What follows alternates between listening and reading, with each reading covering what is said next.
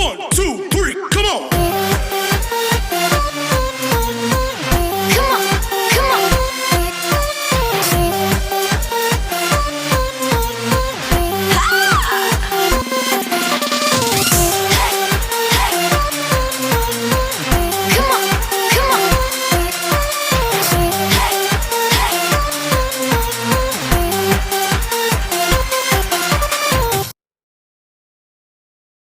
Well, hello, Internet.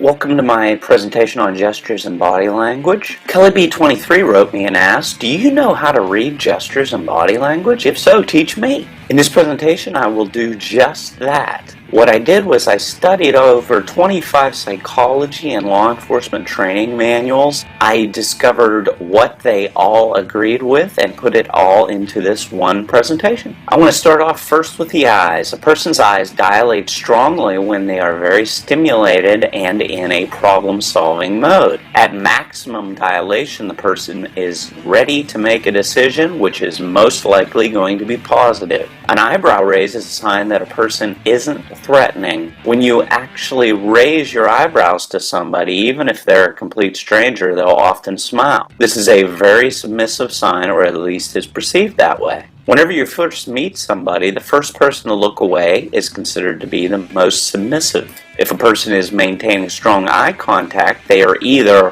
1, interested in you if their eyes are dilated, or challenging you if their eyes are constricted. The most threatening look is achieved by moving narrowed eyes towards a person with little to no body movement. The speed of this head movement will demonstrate how angry that person is. Liars maintain strong eye contact with people. It should actually become uncomfortable at some point. If someone gives you a sideways glance, look at their eyebrows. If they're raised, they like you. If not, they don't. If a person's blink rate increases, this is considered a sure sign of lying. If a person's eyes are darting around, they're either getting bored or nervous. When first meeting a person, shake hands with strong eye contact and then give them at least 3 seconds to look at you uninterrupted to generate the best rapport. To build strong rapport, you should look them in the eyes somewhere between 60 to 70% of the time. This is a really interesting chart. A lot of people don't know this, but whenever people are trying to remember something, they'll look in certain directions. So, for example, if a person looks upwards and to your right, they're trying to remember something they visually saw. And if they look sideways and to the right, they're trying to remember something they heard. Down and to the right is whenever the person is talking to themselves, and if they're either trying to construct something that they've never seen, or they're planning on lying to you, they'll look up and to the left. Down and to the left is where a person looks whenever they're feeling something or remembering an action. You might be asking yourself, or you might be thinking to yourself right now, well, I just feel more comfortable with my arms crossed in front of me, for example, or some other thing. What you have to understand is if you feel comfortable with a specific body position, it is because you're feeling a certain way. Ask yourself, for example, when would you feel comfortable with your arms crossed while enjoying yourself with a loved one? Or even better yet, have you ever seen anyone cross their arms in excitement? Now on to handshaking. When shaking someone's hand, if their hand is on top, they're trying to dominate you, which means that they literally take your hand and flip it so that your palm is facing towards the ceiling. Also, if they grip it like a vice, that also means they're trying to dominate you.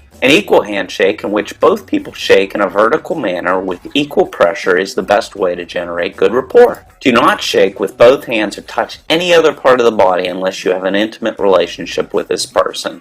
At most, a brief touch to the elbow, which is considered a non-intimate part of the body, during a handshake has been shown to generate very good feelings and generate very good rapport. A valuable clue to whether a person is being open and honest is whether they're showing their palms or not.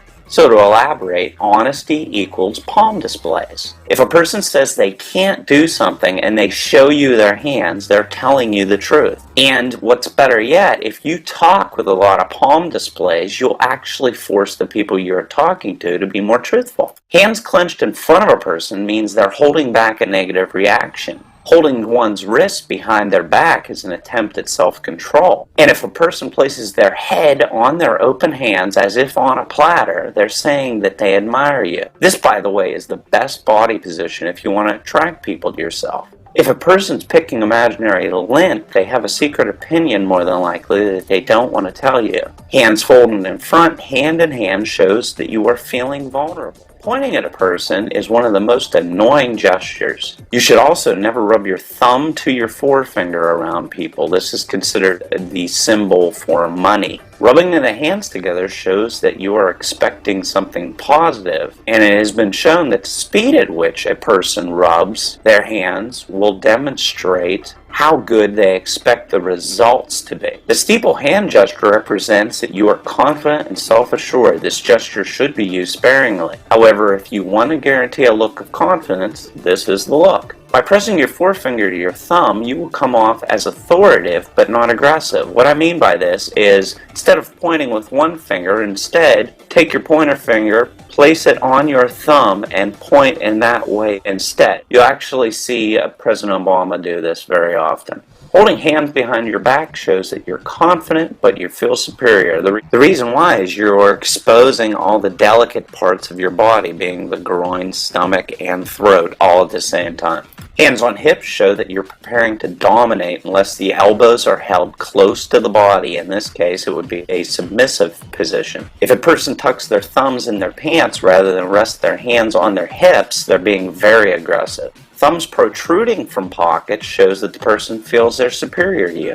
We fold our arms in front of ourselves when we feel either threatened, don't like, or trust something. When you fold your arms, you lose credibility with people. If you're folding your arms while grasping your biceps, it shows that you're feeling very insecure. If you clench your fists while folding your arms, people will see you as being hostile. And arms crossed with thumbs turned up shows that a person is warming up to you. Now I'd like to go into invisible walls. A woman will often create an invisible wall with a purse by placing that purse between them and the person that they do not trust. If a person puts a drink on the opposite side of the hand in which they're drinking, that also creates an invisible wall because they have to continually keep reaching across their chest to get the drink. You can gain a lot of information by studying people's legs. The reason why is information you gain by studying leg and feet positions is extremely useful because people have little control over them. This is why most meetings feel only comfortable if two people have their legs hidden by a table or desk. If you want to appear young and vibrant, you should always walk quickly while swinging your arms. Also, it has been shown that people's feet will point towards that which they want. Always offer people a hot cup of coffee. The hotter the better. This makes it difficult to remain crossed up without burning themselves. I know this is kind of sadistic, but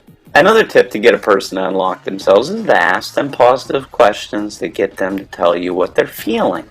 Never cross your legs and then have both hands cradled behind your head. This is extremely off-putting, especially to women. Here are some additional negative leg positions. Jiggling of the feet is a sign that the person wants to get away from a situation.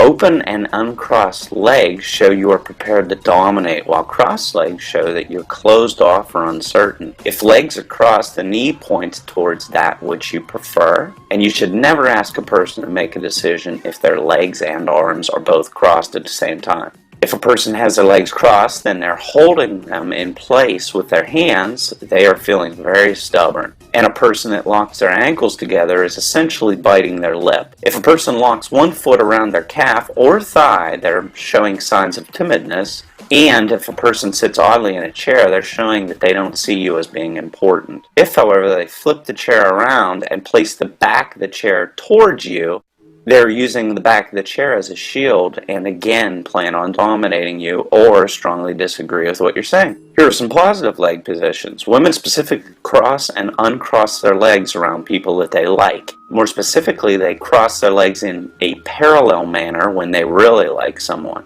If as you speak to somebody that one of their feet continually keeps moving closer and closer to you, that means that they are feeling a strong connection to you. You can check to see that a smile is sincere by checking for wrinkles at the eyes. If you smile at a person, they will return the favor more than likely. And people that smile a lot often will receive very positive reactions from others. When a person is smiling, they're often more likely to be telling the truth as well. And a false smile will often appear stronger on one side of the face versus the other. Tight-lipped smiles, on the other hand, in which teeth are not shown, tell you that the person is trying to keep a secret. And a smile in which the person has their head turned down and their eyes aimed upward is used to show that the person is attracted to you. Laughing is very attractive and makes you as well as others feel comfortable. Laughter has more to do with bonding than humor, though, however. And as many people know, yawning is used by people to build rapport and avoid aggression. Well, that's the end of the presentation. Hope you liked it. If you have any questions or you have a question you'd like me to research, leave it in the comment section below. Till next